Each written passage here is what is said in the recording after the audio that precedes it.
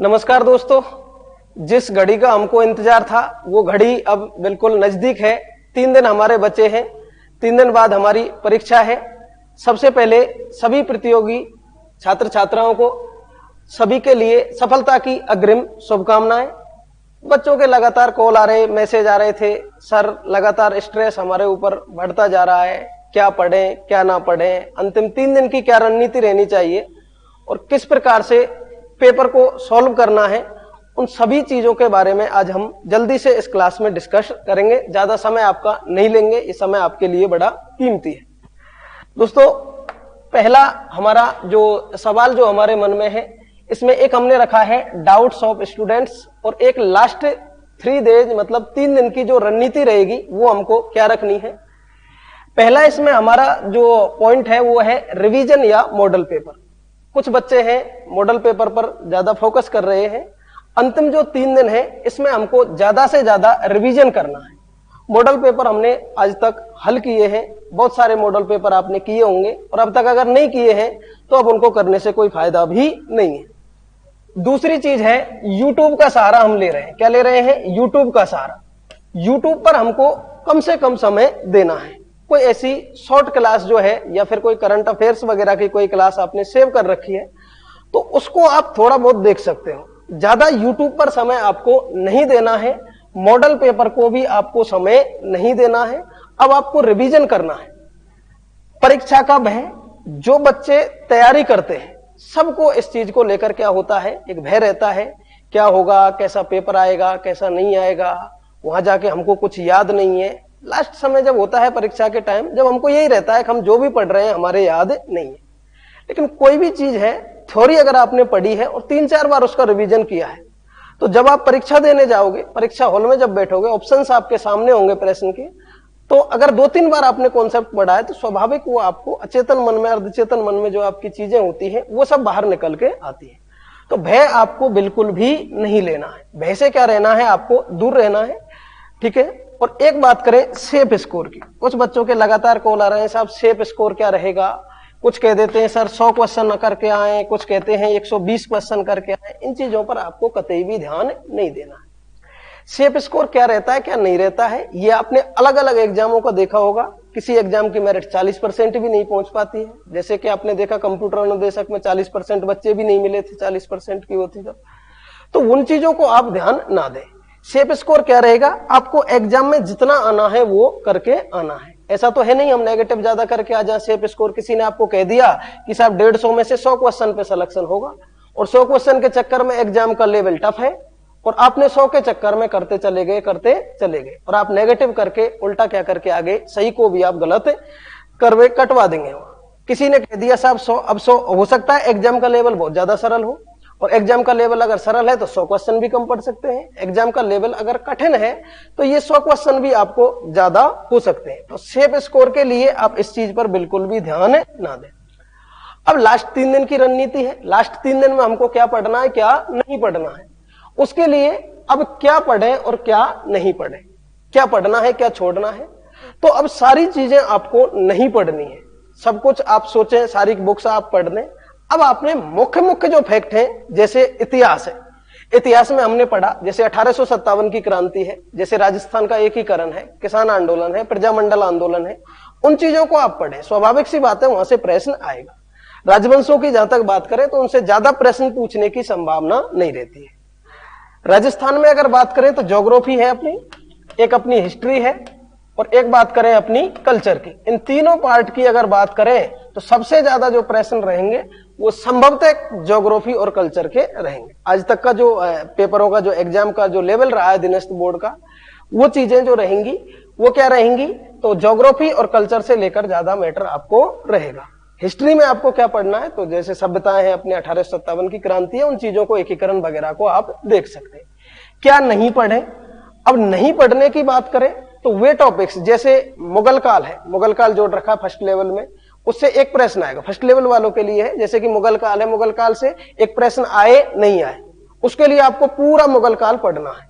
तो उन चीजों को आप छोड़े। अब आपको लास्ट जो 70 इसमें 70% सिलेबस जो आपने किसी ने 70% पढ़ा है अब तक, किसी ने 80%, किसी ने पूरा भी सिलेबस अगर पढ़ लिया है तो अब अंतिम समय में आप 70% सिलेबस का रिवाइज कर सकते हो। ये आपको रिवाइज करना है और सरसरिक दृष्टि से टू द पॉइंट जो चीजें हैं वो आपको करनी है। एक पॉइंट है, चर्चाओं से दूर रहें। आपने देखा होगा बच्चे एग्जाम जैसे जैसे नजदीक आता है चर्चाएं करते हैं, कैसे पेपर करेंगे, क्या नहीं करेंगे, क्या पढ़ें क्या ना पढ़ें, मेरे तो कुछ भी याद नहीं है। फिर कुछ लोग ऐसे कह देते हैं मेरे तो सब याद है, मैंने तो सारा रिवीजन कर लिया। तो ऐसा कुछ नहीं है, सब कुछ किसी के रिवीजन नहीं होता है, कोई ना कोई चीजें किसी ना किसी की कहीं ना कहीं छूट जाती है।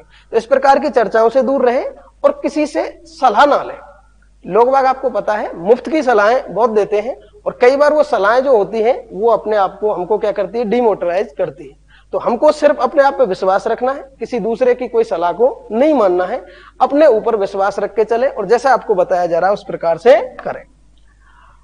अगला जैसे परीक्षा के समय, देखो एक तो भाई परीक्षा से पहले आप अपने निर्धारित सेंटर पर एक दिन पहले पहुंच जाएं, ठीक है ना। अगर आपका सुबह की शिफ्ट में सेंटर है, एग्जाम है और दूर कहीं आया है तो एक दिन पहले आप आराम से पहुंच जाएं।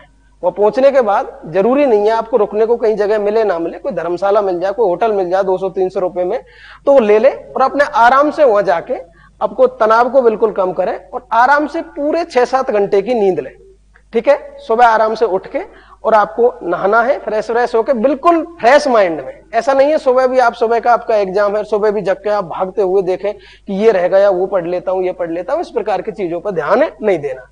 तो निर्धारित समय पर आपको सेंटर पर पहुंच जाना है। दूर सेंटर आया तो एक दिन पहले आप वहां पहुंचे, ठीक है ना।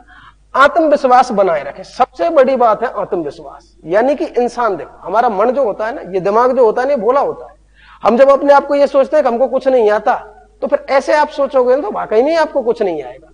अगर आप ऐसे सोच के बैठोगे एग्जाम में कि मुझे तो सब कुछ आता है, वाकई में आता है, सब कुछ आता है, जितना और लोग पढ़े उतना आप पढ़े, तो आपको क्यों नहीं आती कोई चीज। तो ये सोच के बैठे कि जो मुझे नहीं आता वो तो किसी को नहीं आता, जो दूसरों को नहीं आता वो मुझे जरूर आता है। तो इस प्रकार से आप पॉजिटिव माइंड में जब बैठोगे और एग्जाम हॉल में जब बैठे रहे तो मुस्कुराते रहे, है ना, ताकि लोग आपको देख के भी ये सोचे कि यार इसकी कितनी अच्छी तैयारी है। तो किसी भी प्रकार का ऐसा आपको हाव भाव प्रदर्शित नहीं करना है कि आपको ये लगे कि आपको कुछ नहीं आ रहा। अगली है आवश्यक दस्तावेज। कुछ लोग यहाँ गलती कर देते हैं, क्या क्या ले जाना है, देखो एडमिट कार्ड की एक कॉपी लेके जाएं, एक रंगीन पासपोर्ट साइज का फोटो ले जाएं, नवीनतम फोटो कोई देखें, पहचान आईडी में जिसमें आप आधार कार्ड ले जा सकते हो, आधार कार्ड आपके पास नहीं है तो आप अपना वोटर आईडी ले जा सकते हो, ड्राइविंग लाइसेंस वगैरह जो भी है वो आप अपने साथ ले जाएं, लेकिन वो ओरिजिनल लेके जाएं, ठीक है ना। उसके बाद पारदर्शी नीला बॉल पेन, है ना, हो सके तो पेन आप 2 साथ लेके जाएं, क्योंकि कई बार कोई चीज जब आपके पास नहीं होती है, पेन बीच में रुक गया तो आप घबरा जाते हो।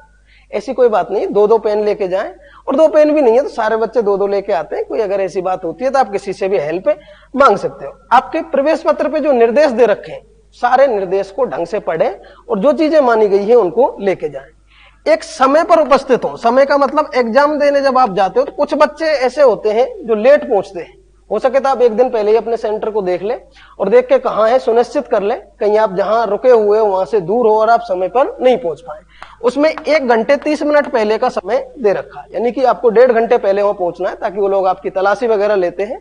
और 1 घंटे पहले आपका जो गेट है वो गेट क्या कर दिया जाएगा, वहां बंद कर दिया जाएगा। तो 1 घंटे पहले आपका गेट बंद हो जाएगा, तो इस चीज का ध्यान रखें। हर बार आप देखते हो कोई ना कोई न्यूज में आती है इतने बच्चे एग्जाम देते देते रह गए। अब लास्ट जो अपना है पेपर को हल करने की रणनीति। पेपर को किस प्रकार से हल करना है, पेपर आपको मिलेगा, मिलने के बाद पहले उसको माथे के लगा के चूमे उसको और अपने जो भी इष्ट देव जिसको मानते हैं उसका नाम ले, पेपर को खोले, बड़े आराम से, कोई हावड़ दवड़ करने की जरूरत नहीं। OMR सीट को ढंग से भरे, रोल नंबर अगर आप गलत भरते हो, कहीं भी आपसे कोई छोटी भी मिस्टेक होती है और बाद में उसको आप करेक्शन भी करते हो उस पर व्हाइटनर लगा के, तो फिर आपको वहां 5 नंबर कटते हैं आपके। तो इस चीज का विशेष आप ध्यान रखें। पेपर को 3 पार्ट में हल करें। कितने पार्ट में हल करें? 3 पार्ट में। 3 पार्ट में कैसे हल करें? एक बार आपको पूरे पेपर को पढ़ते हुए सीधे जाना है, सारे क्वेश्चंस आपको पढ़ने हैं। पढ़ते समय एक तो वो प्रश्न होंगे जो 100% आपको आते हैं, ऐसे प्रश्न होंगे जिनका उत्तर आपको डायरेक्ट आपने पढ़ा प्रश्न और प्रश्न पढ़ते आपने कहा उत्तर ये है, यानी कि 100% आपको आते हैं। कुछ प्रश्न ऐसे होते हैं जिसमें 50% आपको आता है, यानी कि 4 ऑप्शन जो है उनमें से 2 ऑप्शन को आपने बाहर कर दिया, इन 2 में से कोई एक आंसर।